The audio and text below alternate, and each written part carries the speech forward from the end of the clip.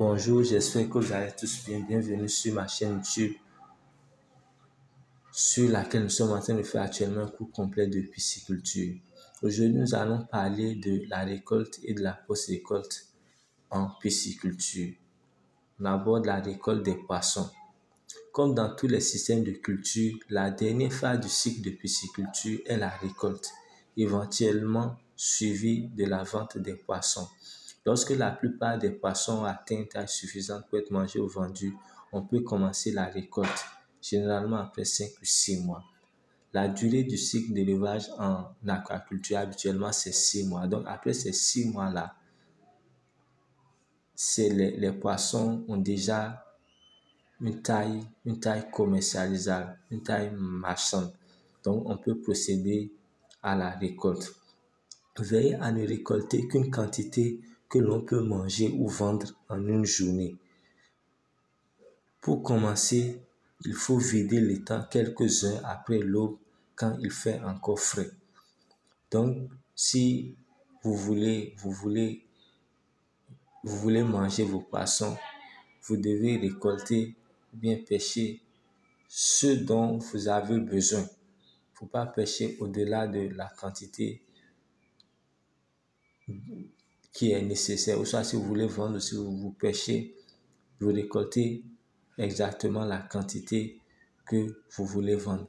Donc, il faut faire la récolte des poissons quelques heures après l'aube, c'est-à-dire le matin où il fait encore frais. Donc, il y a deux façons de récolter les poissons. On peut récolter les poissons de deux façons différentes. Soit on enlève tous les poissons d'un étang au même moment, soit on attrape de manière sélective les poissons d'un étang tout au long de l'année. Donc, il y a deux méthodes.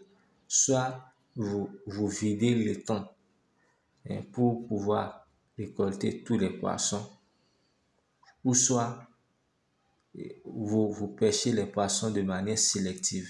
Selon la deuxième méthode, on enlève généralement les plus gros poissons pour que les plus petits continuent leur développement dans l'étang. Ça, c'est surtout applicable aux clarias et aux tilapia. Au tilapia qui a une prolifération rapide.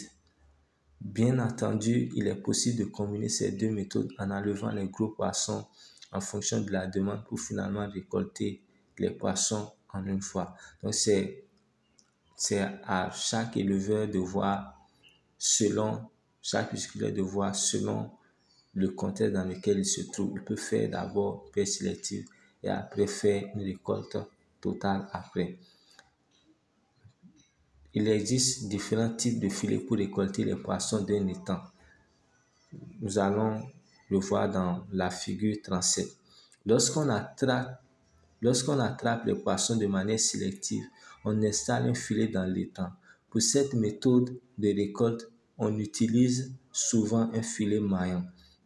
Les poissons ayant la taille marchande qui essaient de traverser le filet restent coincés au niveau des huiles. Les poissons de taille inférieure ou supérieure ne seront pas attrapés. Les petits poissons nageront au travers du filet alors que les poissons dont la tête est grosse, les poissons dont la tête est grande pour franchir les mailles resteront coincés. Ainsi, il sera possible de récolter des poissons tout au long de l'année sans avoir à vider l'étang ou à perturber les autres poissons. Donc, ce qui est important à retenir ici, c'est que il y a plusieurs sortes de filets et chaque filet a sa taille.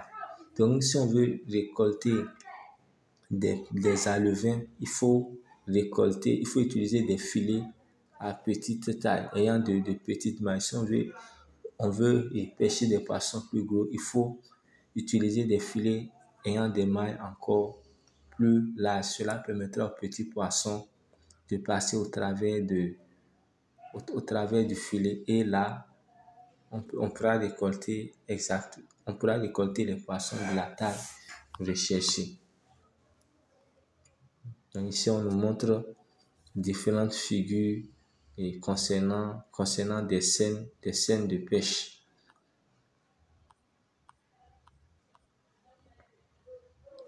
Lorsque nous serons dans les cas pratiques, nous allons faire des vidéos pour vous montrer exactement comment ça se fait.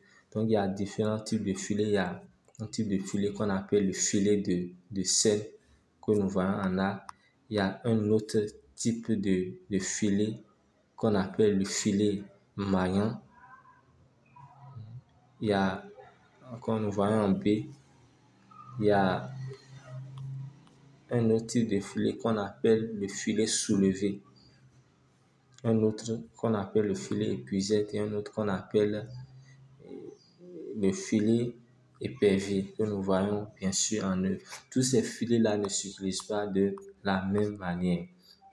Quand on veut récolter tous les poissons de l'étang à la fois, il faudra faire baisser lentement le niveau de l'eau pour être sûr d'attraper tous les poissons. Veillez à récolter les poissons en bonne condition en évitant de blesser leur peau et en essayant d'effectuer la récolte rapidement pour que les poissons restent frais. C'est dans ce but que l'on pratique souvent deux méthodes différentes pour attraper les poissons comme décrit ci-dessous. Donc, lorsqu'on veut pêcher tous les poissons, vous pouvez baisser l'eau de l'étang carrément jusqu'à un niveau très bas et vous allez tout récolter. Là, la récolte, en pratiquant cette méthode, vous verrez que la récolte est plus facile. Et là, ce serait mieux de le faire rapidement et de le faire de façon délicate pour ne pas blesser la peau des poissons. Comme vous le savez, lorsqu'un poisson est blessé, il est vulnérable aux agents pathogènes. Dans un premier temps, lorsque le niveau de l'eau est encore assez haut, on attrape la grande partie des poissons avec un filet de sel ayant des mailles de 1 cm. Là, c'est pour surtout attraper les petits poissons. Là, à la figure 38, nous avons l'image d'un filet de sel. On étend d'abord le filet sur la digue de l'étang, puis on le tire pour qu'il forme un demi-cercle qui traverse l'étang. Arrivé à la digue, on enferme le filet pour attraper les poissons. Là, on nous explique la technique de pêche avec un filet de sel. Donc, dans les vidéos pratiques, nous allons vous montrer comment ça se fait. On peut alors vider entièrement l'étang. Pendant que l'eau est évacuée, on peut attraper un grand nombre de poissons. Il faut placer une caisse en latte ou une épuisette sous le tuyau d'évacuation des eaux pour éviter que des poissons s'échappent lorsque l'étang se vide. Une fois l'étang vidé, on pourra attraper à la main les poissons restés dans le fond. Essayez d'attraper autant de poissons que possible avant la vidange totale afin de réduire les pertes. Donc la méthode, c'est que lorsque vous voulez vider tout un étang de façon entière, vous devez baisser le niveau de l'eau totalement et faire une pêche maximale. Maintenant, la qualité est forte que vous n'arrivez pas à pêcher tout. Donc, vous allez mettre quelque chose, soit une épuisette, soit une caisse à latte au niveau du tuyau de sortie, au niveau du tuyau d'évacuation. Là, ça permettra de récupérer les poissons que vous n'avez pas pu pêcher. Donc, à la figure 39, on montre la technique de récolte à l'aide d'une scène. Après la récolte, on laisse sécher l'étang jusqu'au moment où le fond commence à se crevasser. Ensuite, il faudra procéder au chaulage pour réduire le niveau d'acidité du fond de l'étang en éliminant en même temps les animaux et les plantes indésirables. Là, nous sommes à la post-récolte. Donc, lorsqu'on finit de vider l'étang, on ne peut pas faire un empoisonnement direct. Il faut attendre que le fond devienne sec, le fond commence à se crevasser d'abord. Et après cela, il faut faire il faut faire le chaulage du fond de l'étang. Donc, cela permettra de réduire le niveau d'acidité et de tuer les agents pathogènes des animaux, les plantes indésirables qui se seraient enfuis dans, dans le fond de l'étang, ou soit de tuer les germes de certains agents pathogènes, bien les germes de certaines plantes. Il y a des filets plus simples, donc, meilleur marché. Le filet soulevé est fait du même matériau que le filet de Seine. Il existe différentes tailles et formes. On le place sur le fond de l'étang. Lorsque les poissons le surnagent, on le soulève pour les attraper. L'épuisette est un petit filet muni d'une poignée qu'on peut tenir avec une main. On l'utilise souvent pour compter et peser les poissons et les alevins. L'épervier est un filet rond que l'on jette dans l'étang depuis le bord pour le tirer et l'amener ensuite vers le bord afin d'attraper le poisson.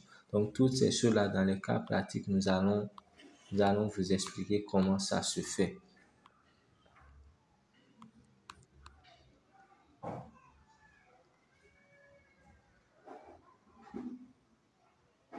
Merci de m'avoir suivi. C'est tout pour aujourd'hui. À la prochaine pour une nouvelle vidéo.